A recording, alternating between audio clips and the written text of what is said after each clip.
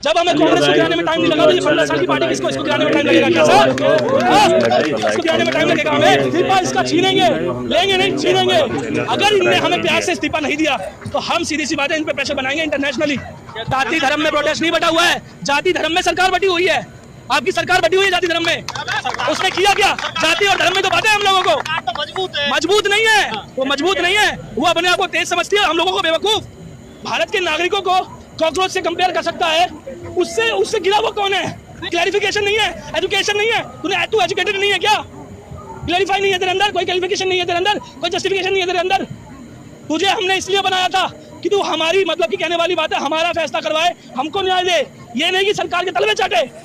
आज ना मैं सबसे मांग करता हूँ, आपके चैनल के माध्यम से, सबके चैनल के माध्यम से युवाओं से मैं ये मांग करता हूँ कि सारे एक लेटर लिखें और उसे सीधा यूएन डाक के थ्रू भेजें, यूएन जनरल असेंबली में डाक के थ्रू भेजें, ताकि पता चल सके कि हिंदुस्तान में क्या हो रहा है, हिंदुस्तान के लोगों के साथ क्या हो रहा है, और हिंदुस्तान के स्टूडेंट के साथ, उनके साइंटिस्ट के साथ, उनके बूढ़े बुजुर्ग औरतों के साथ क्या हो रहा है। बदनामी नहीं है सर, ये बदनामी नहीं है। सच छुपाना कभी भी बदनामी नहीं हुआ, सच छुपाना कभी भी किसी देश के लिए बदनामी नहीं हुआ। इस्तीफा इसका छीनेंगे, लेंगे नहीं, छीनेंगे। क्योंकि अगर इनने हमें प्यार से इस्तीफा नहीं दिया तो हम सीधी सी बात है इन पे प्रेशर बनाएंगे इंटरनेशनली। कहते हैं बड़ी मजबूत सरकार है, झुकेगी नहीं। सर सुनो मेरी बात, झुका तो पुष्पा भी था, ये तो फिर भी सरकार है।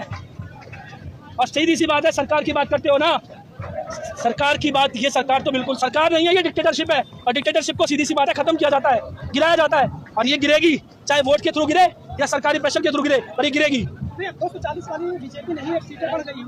अरे वो बीजेपी सीटें बढ़ाए या कुछ भी बढ़ाए, वो बीजेपी सीटें बढ़ाए या कुछ भी बढ़ाए, लेकिन जब हम वोट ही नहीं देंगे तुम आओगे कैसे? अगर हमने वोट नहीं दिया तुम आओगे, इसका मतलब तुम डिक्टेटरशिप में आ चुके हो। तो यूथ नाराज है फिर मौजूदा सरकार? बिल्कुल सर, आप मुझे बताओ, इनने सिर्फ रिलीजन को मुद्दा बना रखा है। रिलीजन ही देश का मुद्दा है क्या? रिलीजन नहीं चाहिए। Religion, Hare religion is a personal and private matter, not a public matter. Public is a public matter, is a security, study, women safety, road and infrastructure.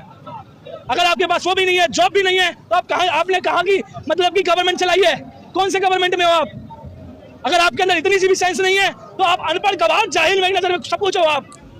तो 20 जुलाई को जो कॉल बुलाई गई है उससे कोई फर्क पड़ेगा लग रहा है? बिल्कुल फर्क पड़ेगा फर्क। ये जनता जब तक उनको सुनाएगी नहीं, कहते हैं ना बहरे कानों को आवाज की जरूरत पड़ती है। अब एक साथ पूरा हिंदुस्तान जब आवाज देगा ना, तो ये जो नई नवेली पार्टी बनी है ना, क्योंकि 15 साल ही हुए हैं इसको, जब हमें कांग्रेस को गिराने में टाइम नहीं लगा तो ये 15 साल की पार्टी किसको इसको गिराने में टाइम लगेगा क्या सर? इसको गिराने में टाइम लगेगा हमें। 84 की बनी हुई पार्टी, आप नई नवेली 15 साल पुरानी पार्टी बता रहे हैं। सर 84 की बनी हुई पार्टी है ना, जनसंघ से निकली हुई पार्टी है ना। जब जनसंघ नहीं बची तो ये कहां से बचेगी सर? हम इसे भी उखाड़ फेंकेंगे, युवा है, युवा उखाड़ फेंकेंगे। कैसे फेंकेंगे? वोट के थ्रू, इंटरनेशनली प्रेशर के थ्रू। इंटरनेशनल प्रेशर यूएन से बनाएंगे। गाजा में 20,000 बच्चे मर गए, यूएन ने मतलब जरा सा काम नहीं होता सर। गाजा में 20,000 बच्चे मर गए, उसके जू नहीं रहेंगी। ये आपको जो गोदी मीडिया बता रही है ना, आप वो पढ़ रहे हो। यूएन का रेजोल्यूशन कहता है अगर कोई भी एक बच्चा भी किसी वॉर कॉन्फ्लिक्ट में मरता है ना, तो यूएन अपनी पीस कीपिंग फोर्स भेजता है। आपको पता है ये चीज? मेरे फादर आर्मी में थे, मुझे पता है, पीस कीपिंग में थे। आपने युद्ध चल रहा था जब देखा था ना, इजराइल को, जहाजों को भी नहीं जाने दे रहा था। उसी इजराइल का तो सपोर्ट कर रहे थे आप, उसी इजराइल का सपोर्ट कर रहे थे ना आप। आज करो ना सपोर्ट इजराइल का। इजराइल तुम्हारे मुंह नहीं लगाता इजराइल। लेकिन राजनाथ सिंह कहते हैं कि हमारे सरकार में फैसला वो नहीं होते, रिजाइन नहीं होते। हमारी सरकार में रिजाइन नहीं होते, लेकिन तुम्हारी सरकार में गिरा तो सकते हैं ना। गवर्नमेंट डिमोलिश कर सकते हैं ना। अगर मेमोरेंडम लिया जाए, रेफरेंडम लिया जाए पूरी हिंदुस्तान की जनता का, अगर सर 60% भी मिल गए ना, इनको गिरा देंगे। नहीं, रेफरेंडम कैसे करेंगे? चुनाव से करेंगे ना। रेफरेंडम चुनाव से भी होता है, रेफरेंडम ऐसे भी होता है कि सारी जनता जो होती है एक मत हो जाती है। नेपाल की तरह नहीं, श्रीलंका की तरह। हम सुप्रीम कोर्ट में जाएंगे इस चीज को लेके।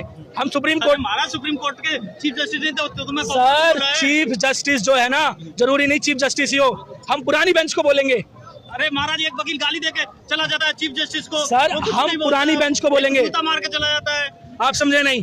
हम इन सरकार के जो चाटुकार लोग हैं ना, हम उनसे नहीं बोलेंगे। हम उनसे बोलेंगे जिनका रिजाइन पहले हो चुका है, और उन्हीं से बोलेंगे कि वो एक मैंडेट दे। क्योंकि सीधी सी बात है, इस सुप्रीम कोर्ट में अब वो चीज नहीं रही, वो स्टेबिलिटी नहीं रही जो इस देश को चाहिए। लेकिन पावर कुर्सी की होती है, जो चीफ जस्टिस कुर्सी पे नहीं है उसका वैल्यू नहीं है ना, जो प्रेजेंट है उसका सर वैल्यू है, वैल्यू है। आपने अगर state of Kolkata versus India का वो देखा हो तो आपको पता चल जाएगा। जस्टिस, इसमें भी जस्टिस मिला है, इसमें भी ये हुआ है। ये कहने वाली बात है कि गवर्नमेंट ने इस चीज़ को माना है कि अगर बिना किसी लेजिस्लेटिव और बिना किसी गवर्नमेंट के अगर मैंडेट लिया जाए, किसी भी, जैसे हम कश्मीर का मैंडेट ले रहे हैं, पीओके का मैंडेट ले रहे हैं, वैसे भी हम मैंडेट ले सकते हैं। चीफ जस्टिस के बिना एक चुनाव आयोग बन जाता है जिसमें बदल दिया कानून, उसमें ना विपक्ष कर पा रहा कुछ, ना और कोई कुछ कर पा रहा। सर हम चुनाव आयोग को भी बदल सकते हैं, क्योंकि सीधी सी बात है, अब जब आप यूएन जनरल काउंसिल में जाओगे ना, यूएन जनरल काउंसिल में महाराज वो तो बदलने की बात है, जाति और धर्म में प्रोटेस्ट बटा हुआ है। आपने 11 दिन में अन्ना हजारे का देखा, जाति भाग मान ली, यहाँ 17 दिन हो गए। सर जाति धर्म में प्रोटेस्ट नहीं बटा हुआ है, जाति धर्म में सरकार बटी हुई है। आपकी सरकार बटी हुई है जाति धर्म में। उसने किया क्या? जाति और धर्म में तो बातें हम लोगों को तो मजबूत है, मजबूत नहीं है वो, मजबूत नहीं है वो, अपने आप को तेज समझती है, हम लोगों को बेवकूफ। मजबूत नहीं है वो चीटिंग करके पास होती है, एग्जाम में चीटिंग करके पास होने वाली सरकार है वो। इतनी मजबूत सरकार से हंगर स्ट्राइक करके कैसे लड़ेंगे? इस सरकार को गिरा देंगे सर, आप बस देखते जाओ कि सरकार कैसे गिरती है, आप देखते जाओ। ये गिरेगी, ये गिरेगी, बहुत जल्द गिरेगी, ये घुटनों पे आएगी, ये घुटनों पे आएगी सरकार। इस सरकार को घुटनों पे आना पड़ेगा, क्योंकि अब हद हो चुकी है महिलाओं के साथ। 22 स्टूडेंट सुसाइड कर लिया, तब घुटनों पे नहीं आई, तो एक सोनम वांगचुक के सादत से क्या घुटनों पे आ जाएगी? सर एक सोनम वांगचुक नहीं है इस देश में, इस देश में पूरी पीएचडी काउंसिल बैठती है। अगर आपको पता हो तो शायद आपने पढ़ाई की होगी इस चीज के लिए, तो पीएचडी काउंसिल बैठती है। यहाँ तक कि इस देश में ना 5000 से ज्यादा पीएचडी स्टूडेंट्स हैं और साइंटिस्ट हैं। अगर वो एक साथ आवाज बैठेंगे ना, आवाज बैठाएंगे, इनकी आवाज बैठ जाएगी 1 मिनट में।